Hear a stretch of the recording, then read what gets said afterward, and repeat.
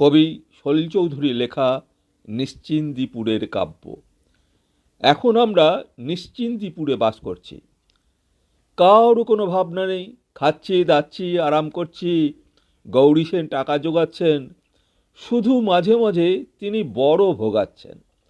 আমরা মশাই রাজনীতি ফাজনীতি বুঝি না, দুদিনের জীবন একটু আরাম চাই। মদটা মাংসটা কখনো সখনো ইয়েটা হলেই আমরা সন্তুষ্ট। ওর নাকি একটা ইমেজ আছে, আর সেই ইমেজ রাখতেই আমরা তটস্থ। আমরা মশাই সুখী মানুষ, বাপ পিতামহ খেটে খুটে টাকা করে বিলেত পাঠিয়ে লেখাপড়া শিখিয়েছে। বিলেতের গন্ধে এদেশের লোকের মাথা ঘোরে। সেই সুবাদে কেউ জানতে চায় না কি করেছি না করেছি, তাইতেই তরেছি। কিন্তু এখন আমরা মরেছি কয়েকটা গুন্ডার হাতে ক্রীড়নক হয়ে।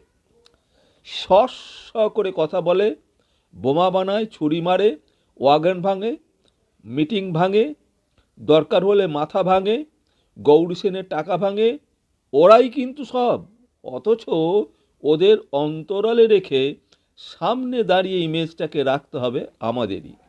বলতে হবে ইংরেজি ভাষাটাই প্রাথমিক স্তরে পাঠ্য হওয়া উচিত।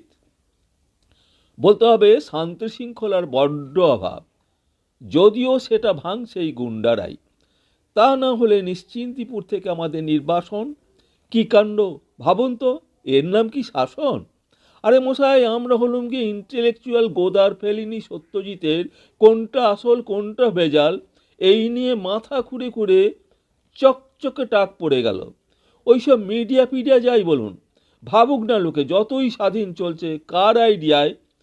ওই গৌরী সেনকে একটু বুঝিয়ে বলুন, গুন্ডা পুলিশ দিয়ে শাসন হয় না, মন্ত্রী দিয়েও হয় না, ওটা বাইরের ব্যাপার। আসল হচ্ছে আইডিয়ার শাসন। অর্থনীতি, স্ট্যাটিস্টিক্স, সেমিনার ফেমিনার, এমনকি স্কুল পাঠ্যপুস্তক থেকে শুরু করে মাই সিনেমা টেলিভিশন পর্যন্ত চলছে ওই আইডিয়ার শাসন। আর সেটা চালাচ্ছি আমরা। এমন কি ওর ভাষণ, তার ভূত লেখক আমরাই। আমাদের অনিশ্চিতপুরে পাঠালে অনিশ্চিত হবে ওর শাসন। এ কথা একটু বুঝিয়ে বলুন। আই আই, কে কান ধরে টানছে রে? কান ধরে টানছে কে? এমনকি স্কুল পাঠ্যপুস্তক থেকে শুরু করে মাই সিনেমা টেলিভিশন পর্যন্ত চলছে ওই আইডিয়ার শাসন, আর সেটা চালাচ্ছি আমরা। এমন কি ওর ভাষণ, তার ভূত লেখক আমরাই। আমাদের অনিশ্চিন্তপুরে পাঠালে অনিশ্চিত হবে ওর শাসন। এ কথা একটু বুঝিয়ে বলুন। আই আই, কে কান ধরে টানছে? কান ধরে টানছে কে?